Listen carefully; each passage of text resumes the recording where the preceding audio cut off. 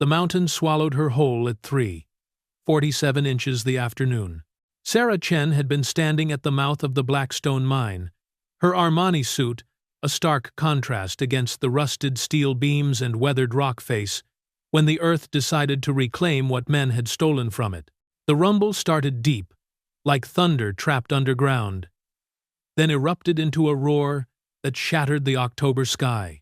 Tons of granite and limestone cascaded down like a deadly waterfall, sealing the entrance with the finality of a tomb.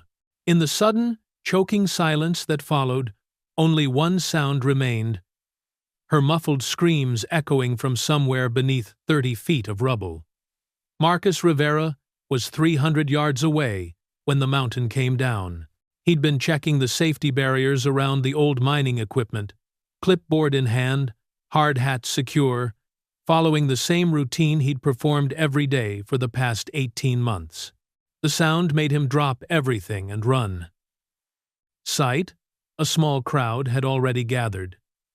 Mine foremen shouting into radios, security guards pacing frantically, corporate executives in expensive suits standing helplessly as dust settled on their Italian leather shoes. Someone was screaming about calling the emergency crews from 3 counties over. Marcus pushed through the crowd and pressed his ear against the rock pile. There, faint but unmistakable, a voice, a woman's voice, calling for help from somewhere deep inside the mountain's belly. "She's alive!" he called out, his voice cutting through the chaos. The mine supervisor, a thick-set man named Patterson, shook his head grimly.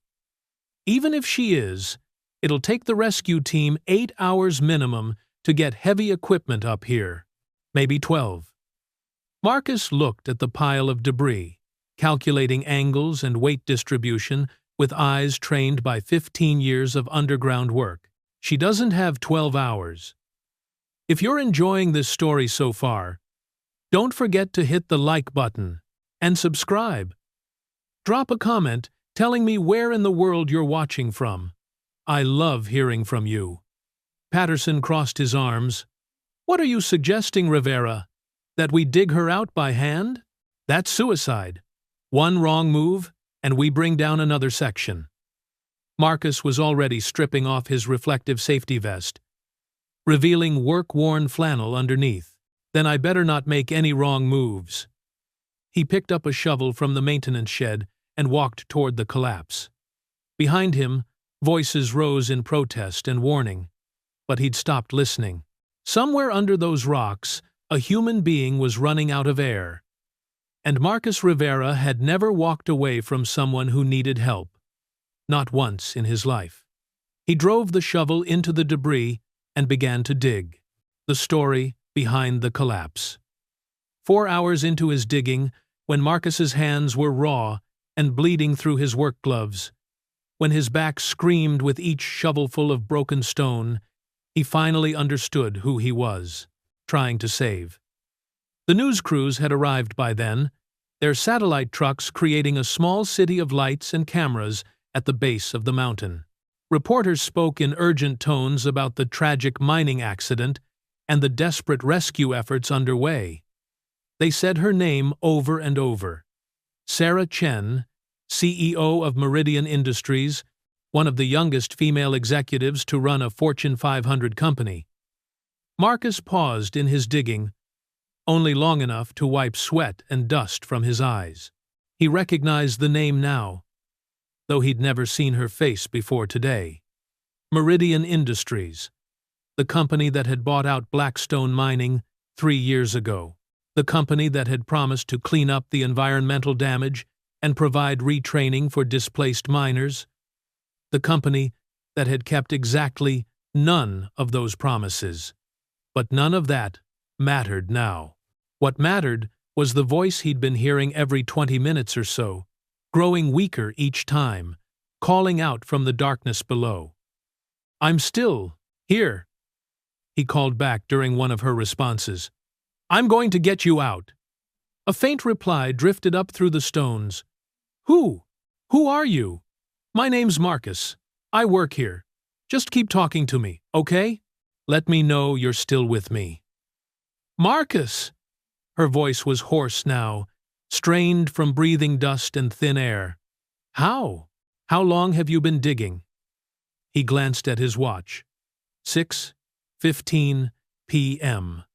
The sun was already setting behind the ridge, casting long shadows across the rescue site. "Long enough. Don't worry about that. Tell me about yourself. What do you like to do when you're not buried under a mountain?" A weak laugh echoed from below. I don't remember. I work all the time." "Well, when we get you out of there, maybe it's time to learn some hobbies." The rescue supervisor had approached him twice in the last hour, both times to suggest he take a break. Let the professionals handle it. Both times Marcus had politely declined and kept digging. The professionals were still trying to navigate their equipment up the narrow mountain road. He was already here, already making progress, already her lifeline. By 8:30 p.m., when the emergency crews finally arrived with their hydraulic tools and emergency lighting, Marcus had dug down nearly 8 feet. The beam from his headlamp illuminated a small cavity in the debris, and for the first time, he could see something that wasn't rock or twisted metal. A pale hand, motionless but unmistakably human, extending from beneath a slab of limestone. "Sarah," he called urgently. "Sarah, can you hear me?" No response. Marcus's heart hammered against his ribs as he carefully moved stones away from the hand, revealing a forearm, then an elbow. The rescue team leader was suddenly beside him, shining a powerful flashlight into the cavity. "Is she?" Marcus reached down and pressed 2 fingers against her wrist. For a terrifying moment, he felt nothing. Then there, faint but steady. "She's alive, but barely." The next 3 hours became a delicate dance of engineering and hope. The rescue crew worked to stabilize the debris pile while Marcus continued digging, his smaller frame allowing him to reach places their equipment couldn't access. They passed down an oxygen mask connected to a portable tank, which Marcus carefully positioned over Sarah's face. At 11:43 p.m., 8 hours after the mountain had claimed her, Marcus Rivera pulled Sarah Chen from her stone prison. She was unconscious, covered in dust and blood from a dozen cuts, her expensive business suit torn and filthy. But she was breathing. As the EMTs loaded her onto a stretcher and rushed her toward the waiting helicopter, her eyes fluttered open briefly in the harsh glare of the emergency lights. They found Marcus's face in the crowd of first responders and rescue workers. "Thank you," she whispered, so quietly he almost didn't hear it over the helicopter rotors. Then she was gone, lifted into the night sky, toward the trauma center in Denver, leaving Marcus standing in the sudden quiet of the mountainside, his hands shaking with exhaustion and adrenaline. The weight of recognition Marcus drove home to his small house in Cedar Falls just as the sun was rising over the eastern peaks. His pickup truck, a 15-year-old Chevy with a dented tailgate and 200,000 miles on the odometer, felt like a luxury vehicle after 11 hours of crawling through rock and debris. The house was quiet when he slipped through the front door. His daughter, Emma, 16 years old and perpetually sleep-deprived from studying for her SATs, wouldn't be awake for another 2 hours. He could hear the steady rhythm of her breathing from upstairs, a sound that had been his greatest comfort for the past 3 years, ever since cancer had taken his wife, Maria. Marcus stripped off his filthy clothes in the laundry room, his movements careful and deliberate. Every muscle in his body ached, and his hands were covered in bandages the EMTs had wrapped around, the worst of his cuts. He'd refused their suggestion to go to the hospital himself. Emma would be worried enough when she saw the news reports. He showered in cold water, watching the dirt and blood spiral down the drain, and tried not to think about how close he'd come to failing. How many times during those 11 hours he'd wondered if he was digging in the right direction. if Sarah Chen was still alive below him, if the whole debris pile might shift and crush them both. The local news was already running the story when he finally collapsed onto his living room couch, a cup of instant coffee cooling in his hands. The headline scrolled across the bottom of the screen. Local man saves CEO in mining accident rescue. The reporter, a young woman with perfectly styled hair and a serious expression, stood in front of the Blackstone Mine entrance. In what officials are calling a miraculous rescue, maintenance worker Marcus Rivera single-handedly saved Meridian Industries CEO Sarah Chen after she was trapped in a mine collapse yesterday afternoon. Rivera, working with minimal equipment, dug for 11 straight hours before emergency crews could extract Chen from the debris. She remains in critical but stable condition at Denver General Hospital. The screen cut to footage of the rescue scene, Marcus barely visible in the harsh camera lights, bent over his shovel, methodically moving stone after stone. He looked smaller on television than he felt in real life. Just another working man in dusty clothes, indistinguishable from a dozen other miners, except for his stubborn refusal to quit. Marcus turned off the television and closed his eyes.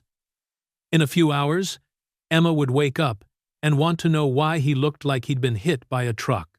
He'd tell her about the rescue, about the woman trapped under the mountain, about how sometimes you just do what needs to be done. What he wouldn't tell her, what he'd never told anyone, was that he recognized the name Meridian Industries for reasons that had nothing to do with mining or corporate buyouts. He'd heard that name in a different context, in a sterile hospital room 3 years ago, when the doctors were explaining why Maria's experimental cancer treatment had suddenly been discontinued. The pharmaceutical company that had been developing the drug had been acquired by a larger corporation mid-trial. The new owners, citing cost concerns and limited market potential, had terminated the research program just 2 months before Maria would have been eligible for the next phase of treatment. The acquiring company had been Meridian Industries. Maria had died 4 months later, slipping away on a Tuesday morning while Emma was at school, and Marcus was working a double shift to pay for the medical bills that insurance wouldn't cover. So yes, Marcus Rivera knew exactly who Sarah Chen was. He knew she was the CEO of the company that had valued profit margins over his wife's life, that had made the decision to let dozens of cancer patients continue suffering because their treatment wasn't financially viable. And despite all of that, when he'd heard her voice calling for help from beneath 30 feet of stone and earth, he'd picked up a shovel and started digging. Because that's what Maria had taught him, that you help people who need help, regardless of who they are or what they've done. That your character isn't measured by how you treat people who can reward you, but by how you treat people who can't. The irony wasn't lost on him. The woman whose company had indirectly killed his wife was alive today because of his refusal to let another person die when he might have saved them. Marcus finished his coffee and dragged himself upstairs to catch a few hours of sleep before Emma woke up. Outside his bedroom window, the mountain stood unchanged, its peaks bathed in golden morning light, keeping its secrets as it had for millions of years before humans arrived, and would continue to do for millions of years after they were gone.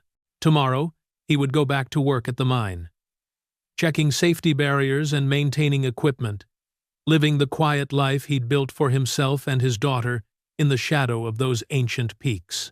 Sarah Chen would return to her executive suite and her board meetings, her world of corporate decisions and quarterly profits. Their paths had crossed for 11 desperate hours in the darkness beneath the earth.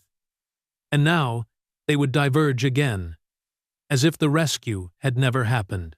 At least, that's what Marcus thought as exhaustion finally pulled him into dreamless sleep. He was wrong. The flowers arrived on a Tuesday morning, 3 days after the rescue. Marcus was sitting at his kitchen table, spreading peanut butter on toast for Emma's lunch, when he heard the delivery truck pull into his gravel driveway. Through the window, he watched a man in a crisp uniform carry an enormous bouquet of white lilies and roses to his front door. The kind of arrangement that belonged in hotel lobbies or funeral homes, not in the modest living room of a mine maintenance worker. Emma answered the door before Marcus could stop her. Her backpack slung over one shoulder, ready to catch the school bus. She signed for the delivery with the casual confidence of someone who'd been managing adult responsibilities since she was 13. "Dad!" she called, reading the card attached to the flowers. "These are from someone named Sarah Chen. Says, 'Thank you for giving me my life back.'" Emma paused, studying her father's face. "Isn't that the woman from the mine? The one you saved?" Marcus nodded, uncomfortable with the attention. The story had been picked up by state news outlets, then national ones. His phone had been ringing constantly, with interview requests that he'd politely declined. He just wanted things to go back to normal. "She didn't need to do that," he said, taking the card from Emma. The paper was thick, expensive, with embossed lettering that spelled out Sarah's name and title beneath the Meridian Industries logo. Emma smiled, adjusting her backpack straps. "I think it's nice. Most people would have just sent a text." She kissed his cheek and headed for the door. "See you tonight, Dad. Try not to rescue any more billionaires while I'm at school." After Emma left, Marcus stood alone in his kitchen, holding the card. The formal thank you note was written in careful handwriting. But there was something else, a phone number written at the bottom in different ink. More hurried. Personal. His cell phone rang before he could decide what to think about that. "Marcus Rivera?" The voice was professional, crisp. "This is Jennifer Walsh, executive assistant to Sarah Chen. Miss Chen would like to speak with you when you have a moment. She's out of the hospital? She was released yesterday. She's been asking about you since she regained consciousness. Would this afternoon work? She could meet you anywhere. That's convenient." Marcus looked around his small kitchen. The mismatched chairs, the refrigerator covered with Emma's honor roll certificates and college brochures they couldn't afford, the framed photo of Maria on the windowsill. "I get off work at 4. There's a diner in town, Maggie's Place. It's on Main Street. Perfect. She'll be there at 4:30. After hanging up, Marcus stared at his reflection in the kitchen window. What did a CEO want to talk to him about? He'd done what anyone would have done, hadn't he? The meeting, Maggie's Place, had been serving coffee and pie to the people of Cedar Falls for 40 years. The booths were cracked vinyl, the floor was worn linoleum, and the menu hadn't changed since Marcus was Emma's age. It was the kind of place where everyone knew your name and your usual order, where ranchers sat next to school teachers, and nobody cared what kind of car you drove. Marcus arrived 10 minutes early and chose a booth in the back, away from the curious glances he'd been getting all week. Maggie herself, a 70-year-old woman with steel-gray hair and no patience for nonsense, brought him coffee without being asked. "You're famous now, Marcus," she said, refilling his cup. "That reporter from Channel 7 was in here yesterday asking questions about you." "What kind of questions?" "The kind I didn't answer." Maggie's eyes twinkled. "Told her if she wanted to know about your character, she could ask any of the families whose furnaces you've fixed for free over the years." Marcus smiled gratefully. That was Cedar Falls. Protective of its own, suspicious of outsiders who came asking questions. At exactly 4:30, a black sedan pulled up outside the diner. Marcus recognized Sarah Chen immediately as she stepped out. Though she looked different from the dust-covered, unconscious woman he'd pulled from the debris, she wore dark jeans and a simple sweater, her black hair pulled back in a ponytail. A small bandage on her left temple was the only visible reminder of her ordeal. She moved carefully, as if her ribs still ached, but her steps were determined. When she pushed through the diner's glass door, Conversations paused momentarily, then resumed in lower tones. Marcus stood as she approached his booth. Up close, he could see the exhaustion in her dark eyes. The way she favored her right side when she walked. She was smaller than she'd appeared on television, more human somehow. "Mr. Rivera?" she said, extending her hand. "I'm Sarah Chen. Thank you for agreeing to see me." Her handshake was firm, despite the bandages wrapped around her palms. "Marcus is fine. How are you feeling?" "Like I was buried under a mountain for 11 hours, she said with a slight smile. "But alive? Thanks to you." They sat across from each other in the worn vinyl booth. Maggie appeared almost instantly with a fresh cup of coffee for Sarah, who thanked her with genuine warmth. "I've been trying to find the right words to unmerse." "Thank you," Sarah began, wrapping her hands around the coffee cup. "I keep coming up short. How do you thank someone for your life?" Marcus shifted uncomfortably. "You already did. The flowers were too much." "They weren't nearly enough." Sarah studied his face. "Can I ask you something? Why did you keep digging when everyone else said it was hopeless?" The question caught him off guard. He'd been asked it by reporters, by his co-workers, by Emma, and he'd never found a satisfactory answer. "I could hear you calling for help. I couldn't just walk away. But you must have known it was dangerous. The whole pile could have shifted." Marcus was quiet for a moment, thinking of Maria, of the nights she'd spent in pain while they waited for a treatment that would never come. Sometimes the right thing to do is also the hardest thing to do. That doesn't make it less right. Sarah's eyes narrowed slightly, as if she'd heard something beneath his words. "You sound like someone who's had to make that choice before." Before Marcus could respond, the diner door chimed again. A man in an expensive suit entered, scanning the room until his eyes found their booth.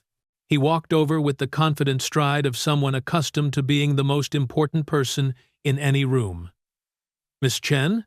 he said, not acknowledging Marcus. "Your security team has been looking for you. You can't just disappear without telling anyone." Sarah's expression tightened. "I'm fine, David. This is Marcus Rivera, the man who saved my life." "Marcus, this is David Park, my head of security." David glanced at Marcus with the polite disinterest reserved for service staff. "Sir, Miss Chen, we really should be going. You have a conference call with the board in an hour." "The board can wait," Sarah said firmly. "Give us another 15 minutes. David looked like he wanted to argue, but something in Sarah's tone stopped him. He nodded curtly and moved to a table near the door, where he could watch the entire diner. "I'm sorry about that," Sarah said, turning back to Marcus. "I'm supposed to be recovering. But apparently that doesn't include having normal conversations with normal people." "I'm not sure how normal this conversation is," Marcus said. "How often do you have coffee with mine workers?" Sarah smiled, the first genuine expression he'd seen from her. "Never, actually. I spend most of my time in boardrooms and conference calls, talking to people who all want something from me." She paused. "You're the first person in years who's done something for me without expecting anything in return. If you're hooked on this story, make sure to subscribe and turn on notifications so you never miss an upload. Your support means everything and helps me bring you more emotional stories like this one." "I'm not looking for anything," Marcus said carefully. "I know. That's what makes you unusual." Sarah leaned forward. "Can I ask what you do at the mine? Your supervisor said you're in maintenance, but the do-it? The way you calculated those angles, the way you knew exactly where to dig, that takes more than basic mechanical skills." Marcus felt the familiar tightness in his chest that came whenever someone asked about his past. "I pick up things here and there." "Mining engineering, maybe? Structural analysis?" Sarah's voice was gentle but persistent. "I have a degree in geological engineering from MIT. I recognize expertise when I see it. The silence stretched between them. Outside the window, the late afternoon sun was painting the mountains gold. The same light that had been shining when Marcus first heard Sarah's voice calling for help from beneath the earth. "I used to be an engineer," he said finally. "A long time ago." "What kind of engineering?" "Structural. I specialized in underground systems, mines, tunnels, foundations." Marcus traced the rim of his coffee cup with one finger. "I had my own consulting firm for a while." "What happened?" Across the diner, at families sharing dinner, at teenagers laughing over milkshakes, at the ordinary rhythm of small-town life that had become his refuge. "My wife got sick," he said quietly. "Cancer. I spent 3 years taking care of her and Emma instead of working. By the time Maria died, my clients had moved on. My certifications had lapsed. I was 42 years old with a teenage daughter and no way to pay the medical bills." Sarah's expression softened. "I'm sorry for your loss. The mine job pays enough to keep us afloat. Emma's smart, smarter than I ever was. She'll go to college, have opportunities I never had. That's what matters. What about what you want?" The question surprised him. Nobody had asked him that in years. "I want Emma to be happy and safe. Everything else is just details." Sarah was quiet for a moment, studying his face. When she spoke again, her voice was softer, more personal. "I don't have children. I've spent the last 15 years building Meridian, industries, acquiring companies, maximizing shareholder value. I'm very good at it." She paused. "But lying under that mountain, listening to you dig hour after hour, I realized I couldn't think of a single person who would do for me what you did. Not one person who cares about me more than they care about what I can do for them." "Maybe you've been looking in the wrong places." "Maybe I have." Sarah glanced at her watch. "I should go. David's right about the conference call." She stood, then hesitated. "Marcus, can I ask one more favor?" "Sure. I'm rebuilding the safety protocols at all our mining operations. I could use someone with your background, someone who understands both the engineering and the human cost of cutting corners." She pulled a business card from her purse and set it on the table. "Would you consider consulting for us? The pay would be substantial." Marcus looked at the card but didn't pick it up. "I don't think that's a good idea." "Why not?" "Because your company killed my wife," he thought. "Because while you were making acquisition decisions in boardrooms, Maria was lying in a hospital bed waiting for a treatment that never came. Because I saved your life despite knowing exactly who you are, but I'm not sure I could sit across a conference table from you and pretend that doesn't matter. I like my job," he said instead. "I like the quiet." Sarah nodded slowly. "I understand. But if you change your mind," she gestured to the card, "that's my direct number.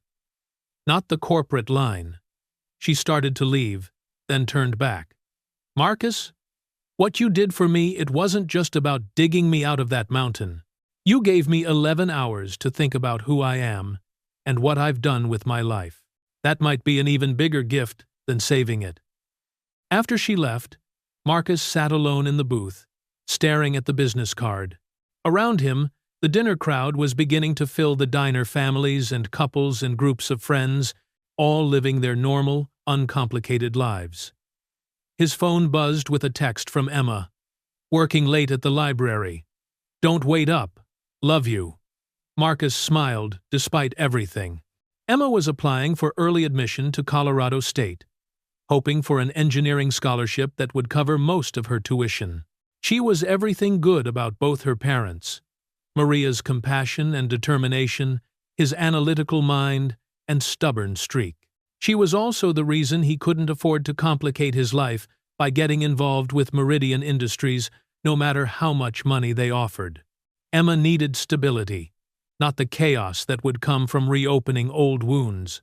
Marcus pocketed Sarah's business card without looking at it again and walked home through the gathering dusk, past the modest houses and quiet streets that had become his world after everything else fell apart.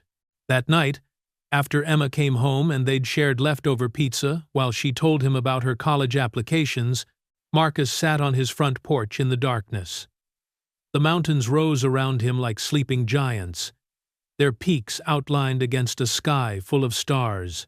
He thought about Sarah Chen lying under tons of rock and earth, probably thinking she was going to die in that dark, airless space. He thought about the sound of her voice growing weaker each time she called out, and how he'd felt when he finally saw her hand reaching up through the debris. He thought about Maria, too, and the way she'd looked at him during those last weeks when the experimental treatment was no longer an option. She'd never blamed Meridian Industries for their decision to terminate the research. She'd been too kind for that, too focused on making sure Marcus and Emma would be okay after she was gone. But Marcus wasn't as forgiving as his wife had been. He'd carried that anger for 3 years, letting it settle in his bones like coal dust, becoming part of who he was. The irony was sharp enough to cut. The woman whose company had indirectly killed his wife was alive because of him. And now, she wanted to offer him a job, wanted to make him rich for saving her life. Marcus pulled Sarah's business card from his pocket and held it up to catch the light from his porch lamp. Her direct number, she'd said, not the corporate line. He almost tore the card in half right then, almost threw the pieces into the darkness and went inside to his safe, quiet life. Almost. Instead, he folded the card carefully and put it back in his wallet, next to Emma's school photo and the worn picture of Maria he'd carried for 20 years. He wasn't ready to call Sarah Chen. He might never be ready. But he wasn't ready to throw away the possibility either. The discovery. The package arrived 2 weeks later, on a Thursday morning when Marcus was already running late for work. Emma had overslept, there was no coffee in the house, and his truck had taken 3 tries to start in the cold November air.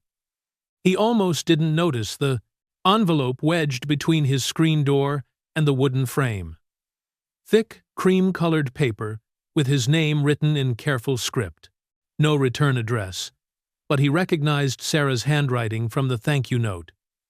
"Dad? You're going to be late," Emma called from the kitchen, stuffing books into her backpack. Inside were 2 items, a folded letter and what looked like a newspaper clipping. "Marcus, I've been thinking about our conversation, about the choices we make and the prices we pay for them.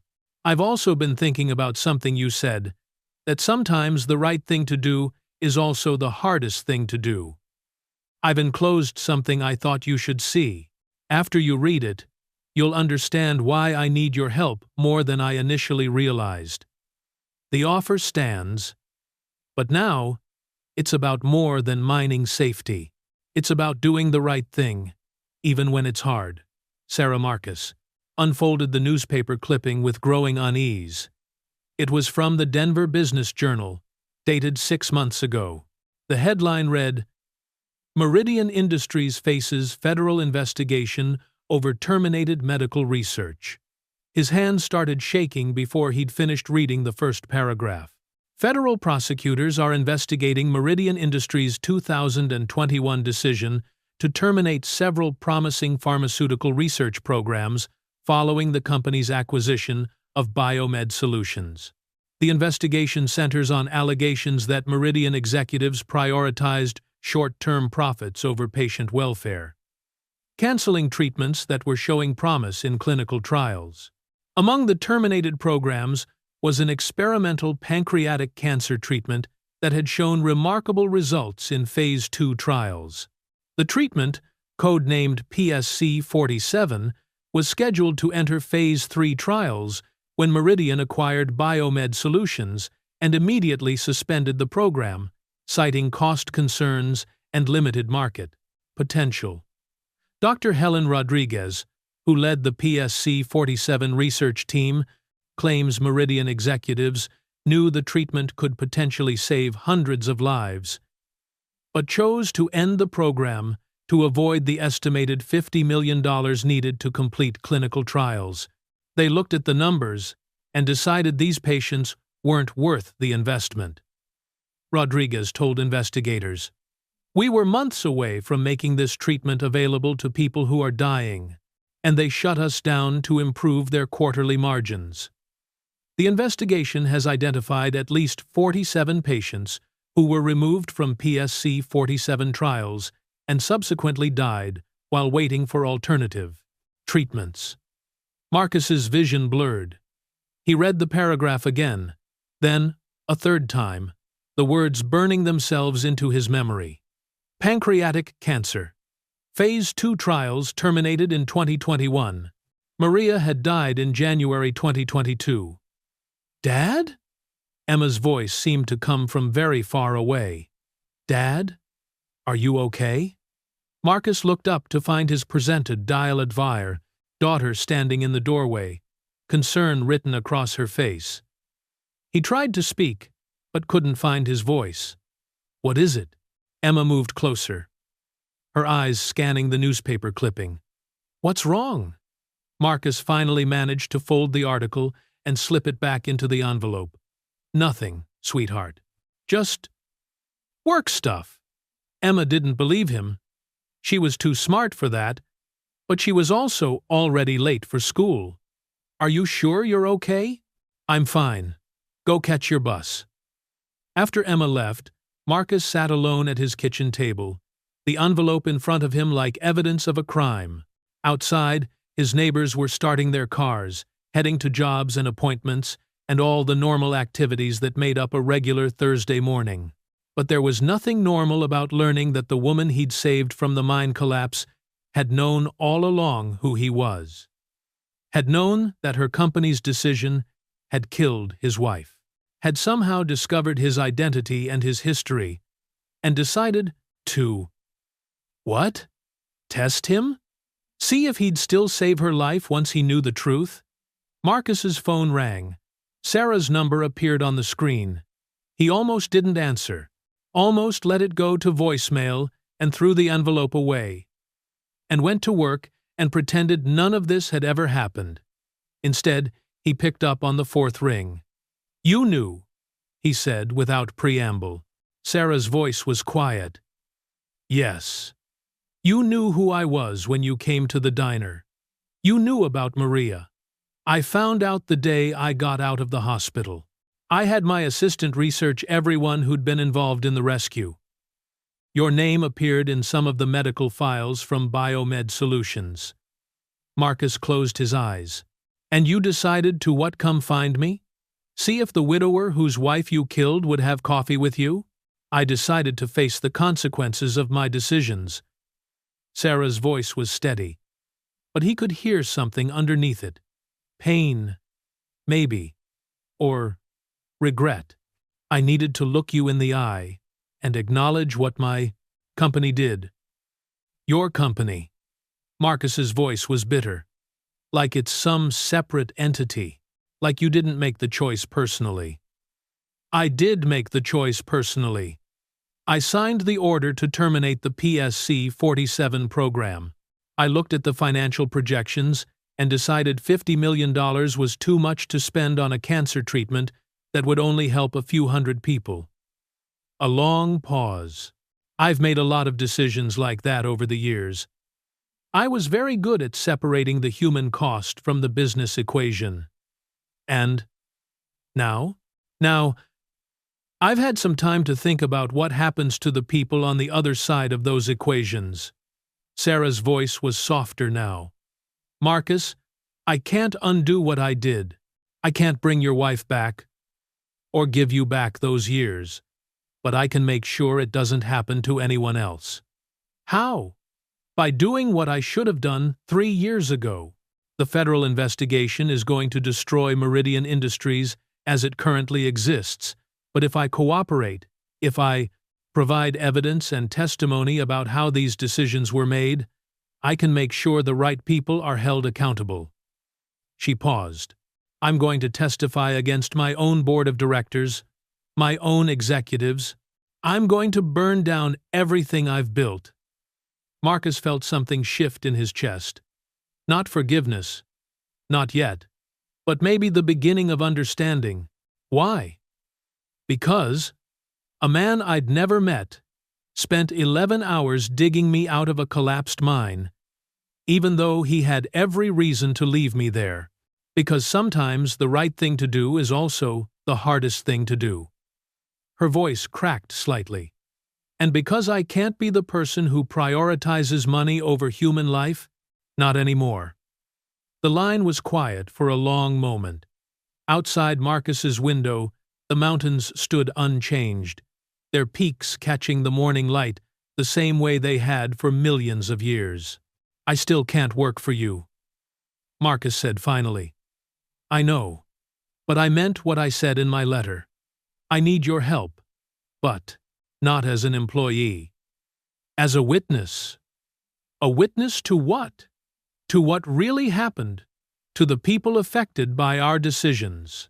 The prosecutors have medical files and financial records, but they need someone who can explain the human cost. Someone who lost everything because of choices made in boardrooms by people who never had to see the consequences." Marcus looked at the framed photo of Maria on his windowsill, her dark eyes bright with laughter, her arms wrapped around 3-year-old Emma. What would that mean?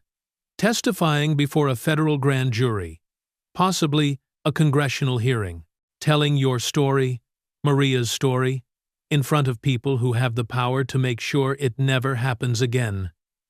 And then, what? You go to prison. Your company collapses, and I go back to my quiet life? Maybe. Or maybe we figure out a way to build something better. From the pieces. Sarah was quiet for a moment. "Marcus, I know I have no right to ask anything of you, but I'm asking anyway. Help me do this right."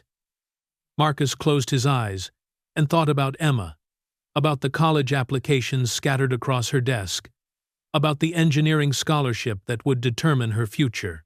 He thought about Maria, about the nights she'd spent, reassuring him that everything would be okay, even as her own hope slipped away. And he thought about the woman who'd called out from beneath 30 feet of stone and earth, trusting a stranger to save her life. "I need to think about it," he said. "Of course. Take all the time you need."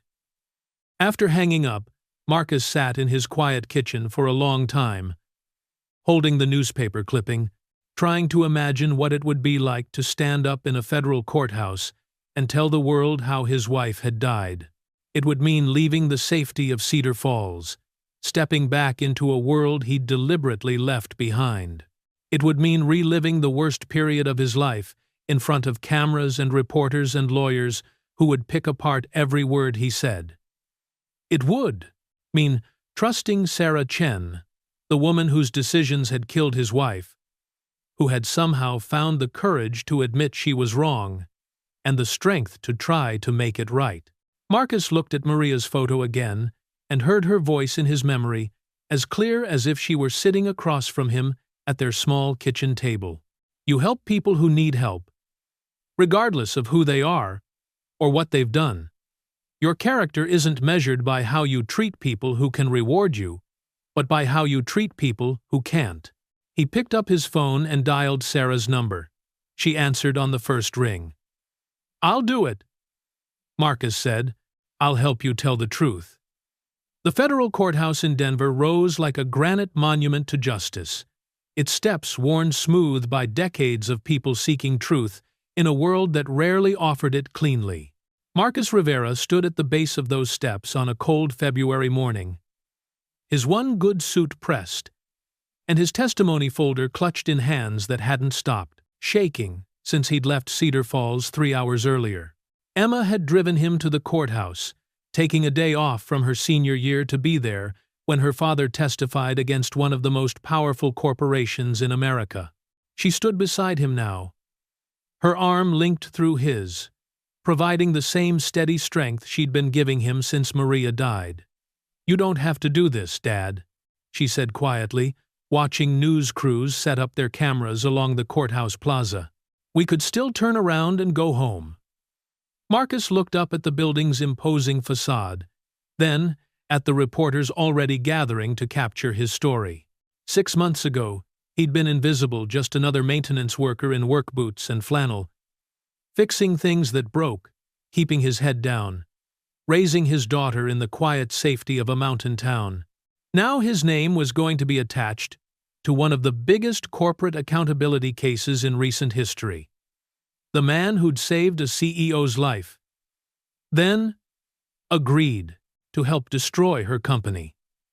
"Yeah, I do have to do this," he said, more to himself than to Emma. "For your mom, for all the people like her." They climbed the steps together, past the protesters holding signs demanding justice for victims of corporate negligence, past the reporters shouting questions about his relationship with Sarah Chen, past the lawyers in expensive suits who represented the interests Marcus was about to challenge. Inside the courthouse, the marble halls echoed with the sound of their footsteps. Marcus had been here twice before for pre-testimony meetings with federal prosecutors, but today felt different. Today, the weight of what he was about to do settled on his shoulders like a physical burden. "Mr. Rivera." A young woman in a navy blazer approached them. "I'm Assistant U.S. Attorney Rebecca Walsh. We've spoken on the phone." Marcus shook her hand, grateful for her calm professionalism. Over the past 3 months, Rebecca had walked him through the legal process, prepared him for the aggressive cross-examination he was about to face, and somehow convinced him that his testimony could make a difference.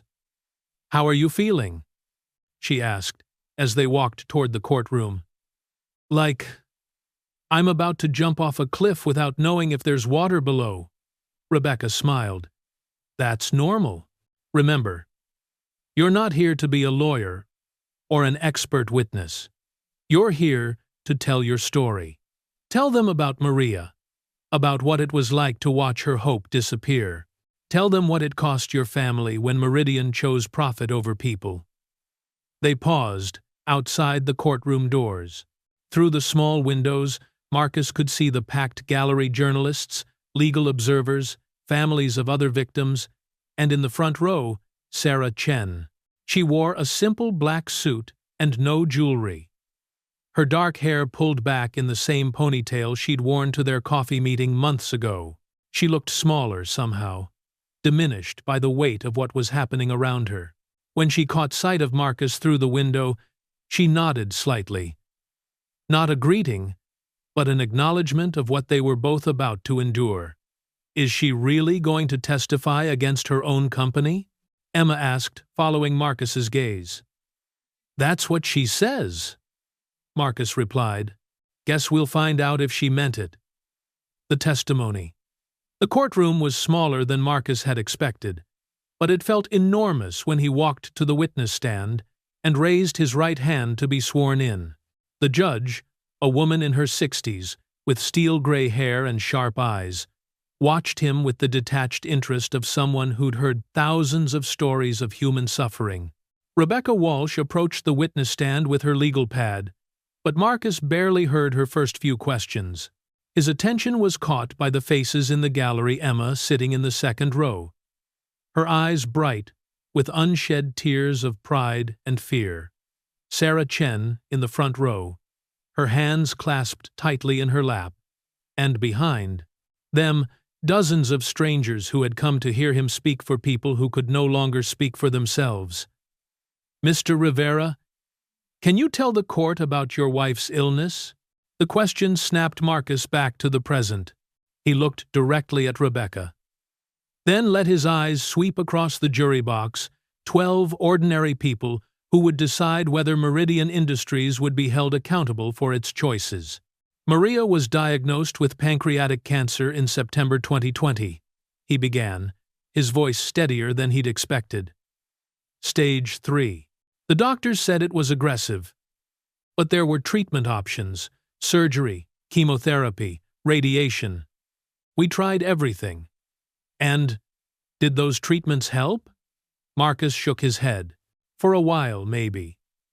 But by early 2021, the cancer had spread.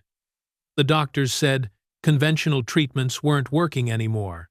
That's when they told us about an experimental program. Can you describe that program for the court? It was called PSC-47, a new drug that was showing promise in clinical trials. The oncologist said Maria was a perfect candidate: her age, her overall health, the specific markers of her cancer. He said it wasn't a guarantee, but it was hope. Rebecca nodded. And were you able to enroll Maria in this program? This was the moment Marcus had been dreading. The place where his private grief became public record. He looked across the courtroom at Sarah Chen, who was watching him with an expression he couldn't read. We were accepted into the Phase 2 trials in March 2021. Maria started treatment immediately. For the first time in months, she started getting better. Her energy came back. Her appetite improved. The tumors started shrinking.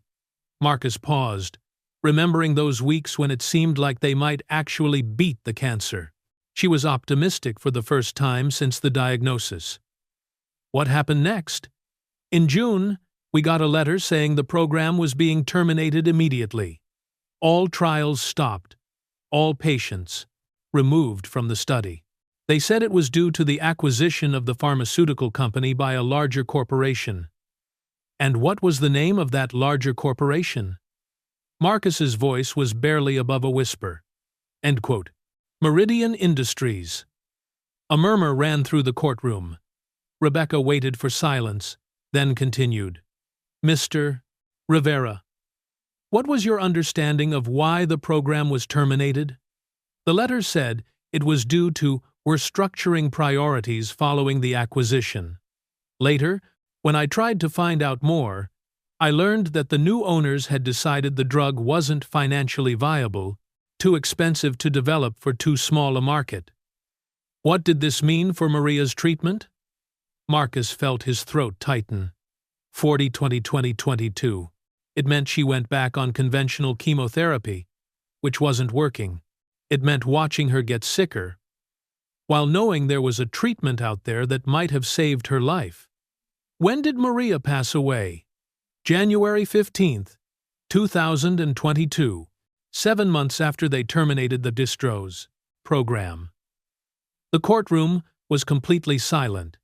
Marcus could hear the scratch of the court reporter's fingers on her stenotype machine, the hum of the ventilation system, the sound of his own breathing. Rebecca consulted her notes. Mr. Rivera, in the months before Maria's death, did she ever express any feelings about the decision to terminate the PSC-47 program? Marcus closed his eyes, remembering those last conversations with his wife. Her voice weak, but still determined to comfort him even as she was dying. She never blamed anyone, he said. That wasn't who Maria was. She said the company had probably made the best decision they could with the information they had. She said we couldn't expect them to spend millions of dollars on something that might not work. His voice broke slightly. Even dying, she was trying to protect other people from feeling guilty about her death. But how did you feel about it? Marcus looked across the courtroom again, this time meeting Sarah Chen's eyes directly. She wasn't looking away, wasn't hiding from the weight of his words.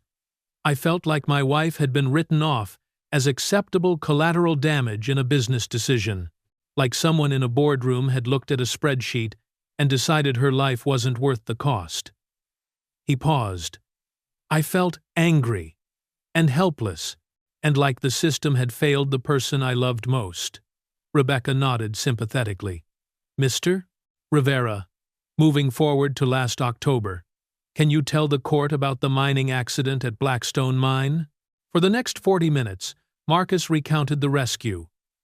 The sound of the mountain collapsing, finding Sarah buried beneath 30 feet of debris, the 11 hours of digging by hand while emergency crews tried to reach them.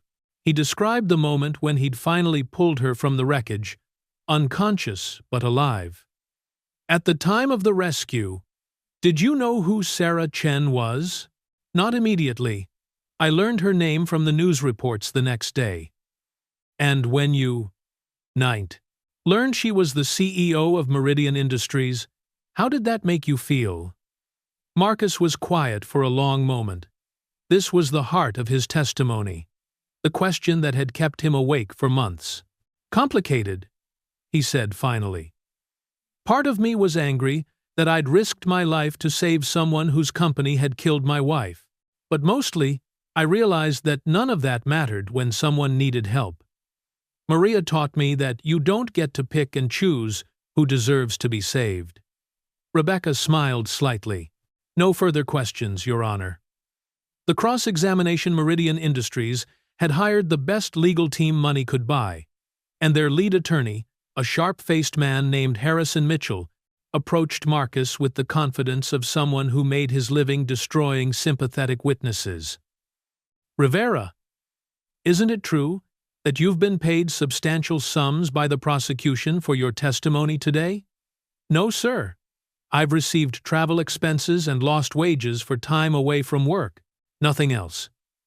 But you are hoping to benefit financially from this case, aren't you? Perhaps through a civil lawsuit against Meridian Industries?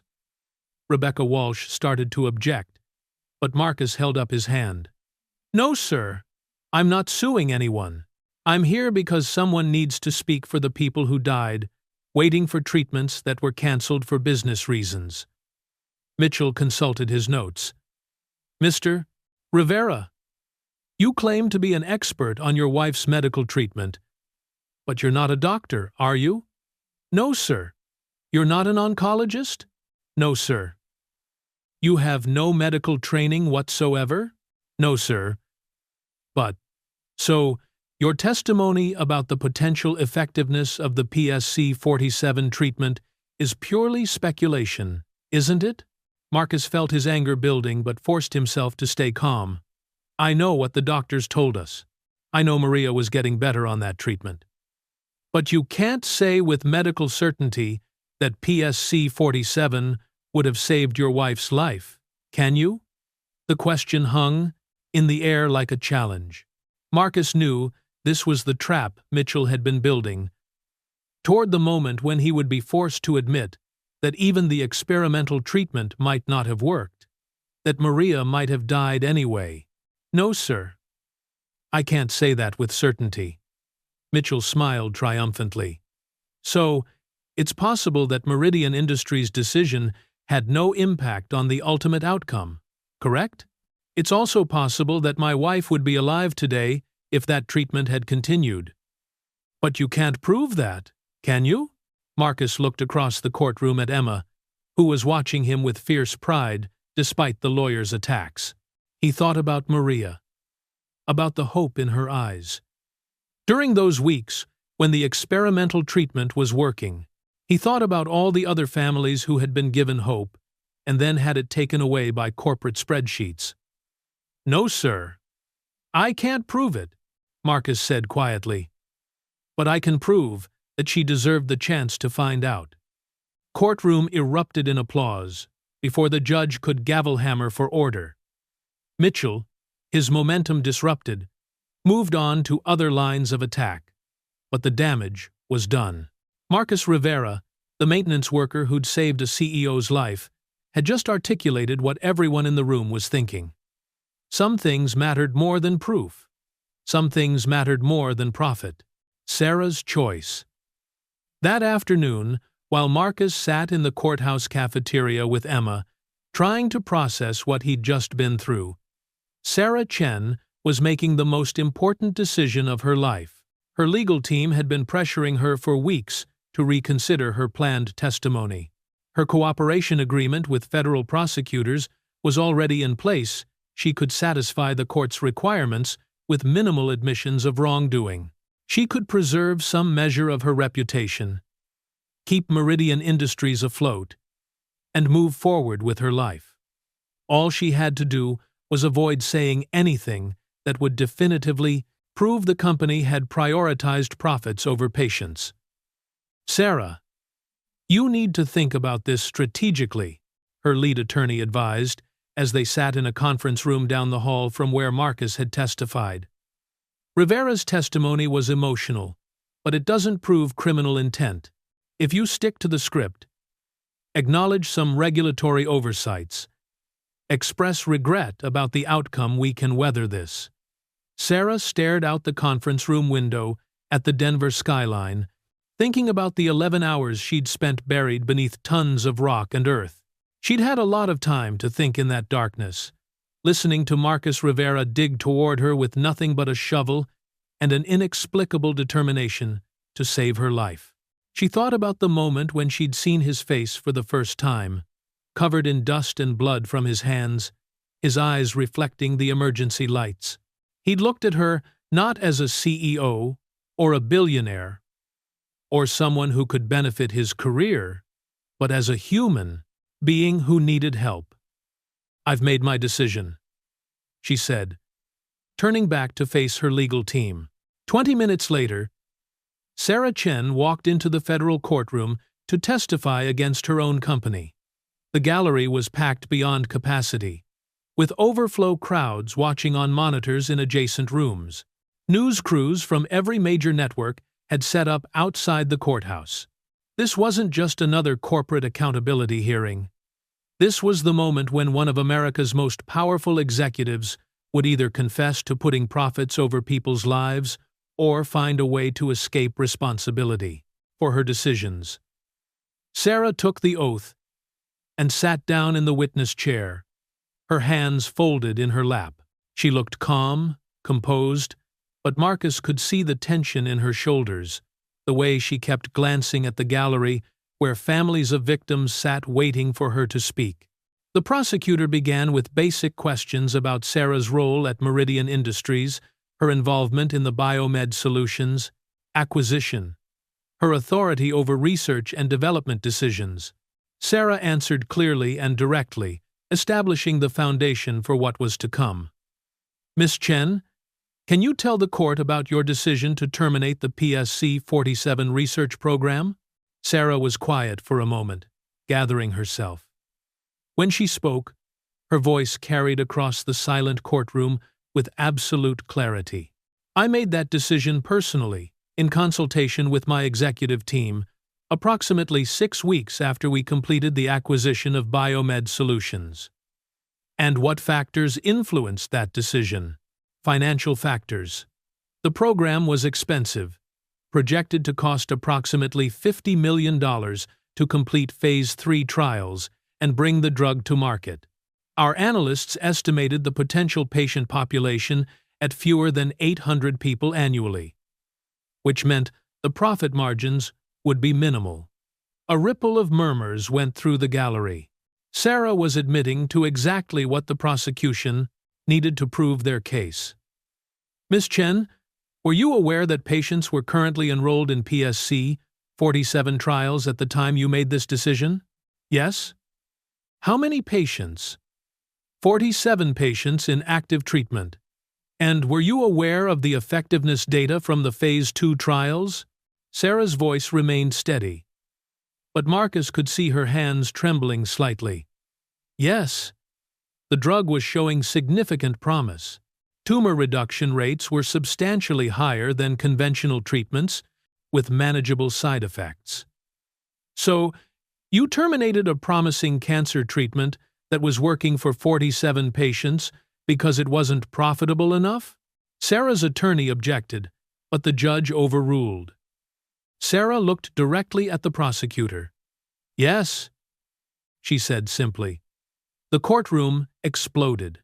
Reporters rushed for the exits to file their stories. Families in the gallery wept openly. The judge hammered for order, but the damage was done.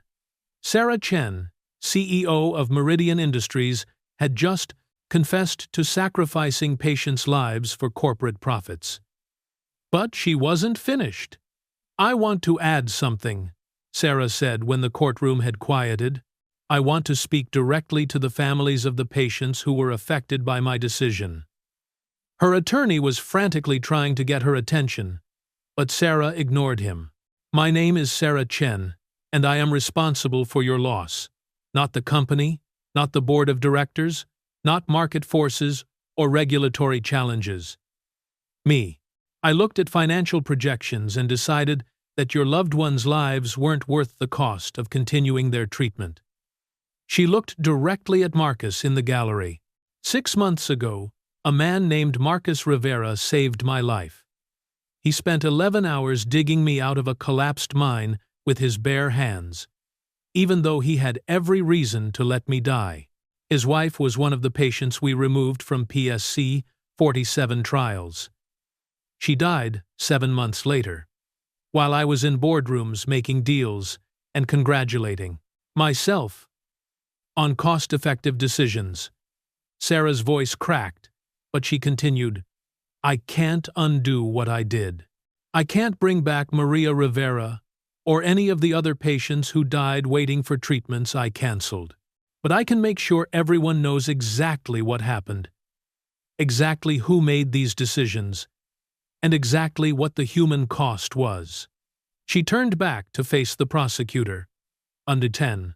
I terminated the PSC 47 program knowing it was working, knowing patients would likely die without it, because maintaining our profit margins was more important to me than maintaining their lives. I've spent 15 years making decisions like this, and I'm here today to admit that every one of them was wrong. The courtroom was completely silent. Even the court reporter had stopped typing, staring at the witness in shock. I'm guilty, Sarah said, and I'm sorry. The aftermath. The federal investigation concluded 8 months later, with the largest corporate accountability settlement in U.S. history. Meridian Industries agreed to pay $2.8 billion to victims' families, fund medical research for rare diseases, and implement sweeping ethical oversight of all pharmaceutical development. Sarah Chen was sentenced to 18 months in federal prison for securities fraud and conspiracy charges. She resigned as CEO the day after her testimony and liquidated most of her personal assets to contribute to the Victim Compensation Fund. Grant Hale and 3 other Meridian executives received longer sentences and substantial fines.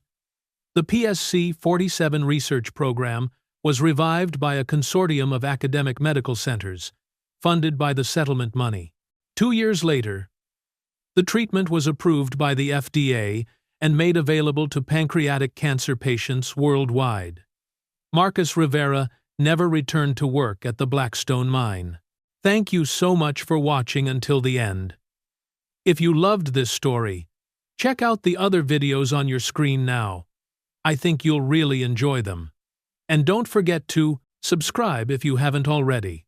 See you in the next story. 3 weeks after Sarah's sentencing, Marcus stood in the lobby of the Colorado State Engineering Department, holding a folder full of paperwork he'd never thought he'd fill out again. His professional engineering license had been restored, his certifications updated, and a dozen consulting firms were competing to hire the man who'd helped bring down one of America's most powerful corporations. But that wasn't why he was here. Mr. Rivera? A young woman in a business suit approached him. I'm Jennifer Walsh. Thank you for coming in today. Marcus recognized the name Sarah's former assistant, who'd left Meridian Industries to work for the state regulatory agency overseeing mining safety. Miss Walsh, good to see you again. Jennifer led him through a series of corridors to a conference room where several state officials were waiting. At the head of the table sat Governor Patricia Moore, a woman Marcus had only seen on television before today. Mr. Rivera, the governor said, standing to shake his hand. I've been looking forward to meeting you. Your testimony made a real difference, not just in the Meridian case, but in how we think about corporate accountability. Thank you, Governor. I have a proposition for you. We're creating a new position, Director of Industrial Safety and Ethics. The job would involve overseeing safety protocols across all major industries in Colorado, investigating complaints, and making sure what happened with Meridian never happens again. She paused. It's not a political appointment. It's a permanent civil service position with real authority and a substantial salary. Marcus looked around the conference room at the faces of people who wanted to offer him the chance to make a difference on a scale he'd never imagined. Can I ask why you think I'm qualified for something like this? Governor Moore smiled.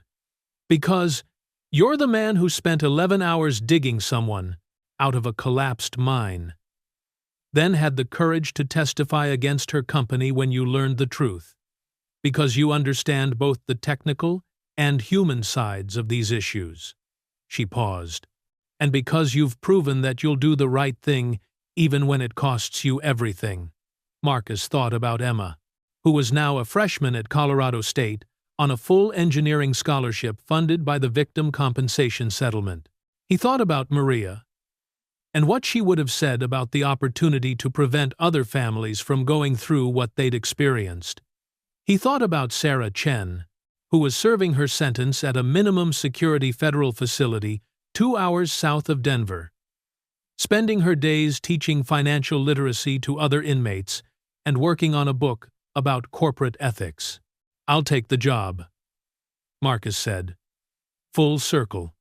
1 year later, on a bright October morning that reminded Marcus of the day he'd first heard Sarah's voice calling for help from beneath tons of rock, he stood at the Blackstone Mine Memorial.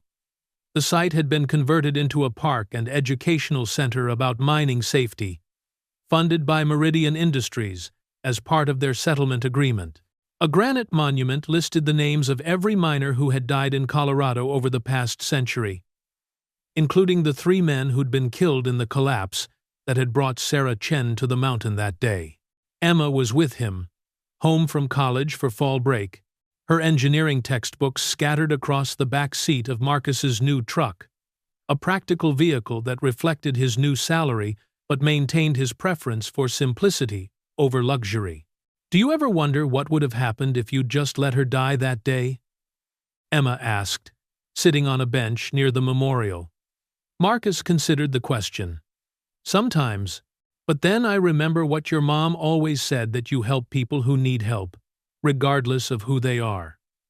If I'd walked away, I wouldn't be the person she raised me to be.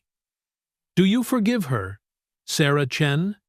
Marcus was quiet for a long moment. I'm working on it. Forgiveness isn't something that happens all at once. It's something you choose to do every day until it becomes real. A car pulled into the parking area, a modest sedan that Marcus recognized. Sarah Chen stepped out, dressed in jeans and a simple sweater, looking older than her 43 years, but somehow more at peace than she'd appeared in any of the corporate photos from her CEO days. She'd been released from prison 3 months earlier and was now working for a non-profit organization that provided legal assistance to families dealing with medical bankruptcies. Her salary was a fraction of what she'd earned at Meridian Industries, but the press interviews she'd given suggested she was happier than she'd been in years. She approached Marcus and Emma cautiously, as if unsure of her welcome. I hope I'm not intruding, she said. Jennifer Walsh mentioned you might be here today. Marcus stood. You're not intruding. Emma. This is Sarah Chen. Emma studied Sarah with the direct gaze of someone who'd grown up understanding that actions had consequences. You're the one who canceled my mom's treatment. Sarah didn't flinch from the accusation. Yes, I'm sorry doesn't begin to cover what I took from you and your father, but I'm going to say it anyway. I'm deeply, deeply sorry. Emma nodded slowly. Dad says you're trying to make things right. I'm trying. I don't know if it's possible to make things right, but I'm trying to make sure it doesn't happen to anyone else. The 3 of them stood in awkward silence for a moment, surrounded by the mountain peaks and pine trees that had witnessed both tragedy and redemption over the past year.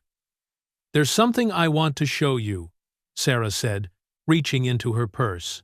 She pulled out a folded newspaper clipping, not the article about the federal investigation. Marcus unfolded it and read the headline, "New Cancer Treatment Saves Lives. PSC 47 Drug, Approved for Widespread Use." "The first patient was treated last month," Sarah said quietly. "A 34-year-old teacher from Phoenix, with 2 young children. The same type of cancer your wife had, Marcus. The same stage. The same prognosis. She's responding well to the treatment." Marcus felt his throat tighten. That's good news. Her name is Linda Martinez. She wanted me to give you something."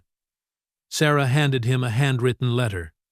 "She knows about Maria, about your testimony, about what led to the drug being available. She says her children will grow up with a mother because of what you did." Marcus read the letter in silence, his hands shaking slightly. Linda Martinez had written about her diagnosis, her fear, her gratitude for a treatment that might not have existed without the federal investigation that had exposed Meridian Industries' practices. "Mr. Rivera, I don't know if you'll ever read this, but I wanted you to know that my children will remember their mother because of your courage. Maria's death wasn't in vain if it leads to other wives and mothers being saved. Thank you for speaking the truth when it was hard." Marcus folded the letter carefully and put it in his jacket pocket. Next to the business card Sarah had given him over a year ago in Maggie's diner. "Thank you," he said simply. Sarah nodded. "I have to ask, do you ever regret saving me? Knowing what you know now, do you wish you'd left me under that mountain?" Marcus looked at her for a long moment. This woman who had caused his family so much pain and who was now dedicating her life to preventing that pain from touching other families. "No," he said, finally. "I don't regret it. People aren't just their worst decisions, Sarah. They're also their choices about what to do after they realize they were wrong." Sarah's eyes filled with tears, but she didn't let them fall. "I should go. I just wanted you to know about Linda Martinez." She started to leave, then turned back. "Marcus, the night I was trapped under that mountain, when I could hear you digging hour after hour, I kept wondering why you didn't give up. Now I know. Why? Because that's who you are. That's who Maria raised you to be. And that's who Emma is going to be. Because of what you've taught her." She smiled slightly. "The world needs more people like you." After Sarah left, Marcus and Emma sat on the bench near the memorial as the afternoon sun painted the mountains gold. The autumn air was crisp and clean, carrying the scent of pine and the promise of winter. "Dad," Emma said eventually, "I'm proud of you. For saving her, for testifying, for taking the job with the state." "Mom would be proud too." Marcus put his arm around his daughter's shoulders. "Your mom would be proud of you too. You're going to be an incredible engineer. You're going to build things that make people's lives better." "That's the plan." Emma leaned against his shoulder. "Do you think things happen for a reason? Umtano Emma 7. Ablovely Isa. Like, was there a reason you were at the mine that day when it collapsed?" Marcus considered the question. "I don't know about reasons, but I know that sometimes terrible things can lead to important changes if people are willing to do the hard work of making them matter." As the sun set behind the western peaks, father and daughter sat in comfortable silence, thinking about the woman who had taught them both that love meant helping people who needed help, regardless of who they were or what they'd done. Above them, the mountains stood eternal and unchanged, keeping their ancient secrets while bearing witness to the endless human capacity for both failure and redemption. In the distance, a plane traced a silver line across the darkening sky, carrying passengers to destinations unknown. Its engines humming with the reliable precision of machines built by people who understood that getting the details right could mean the difference between safety and catastrophe. The difference between arriving home and never coming back. The difference between despair and hope. Marcus Rivera watched the plane disappear beyond the mountains and thought about all the people whose lives might be different, because one man had spent 11 hours digging with a shovel, and one woman had found the courage to tell the truth about the consequences of her choices. It wasn't everything. It wasn't enough to undo the past or heal all wounds. But it was a beginning, and sometimes, in a world that often felt broken beyond repair, a beginning was more than enough. It was everything.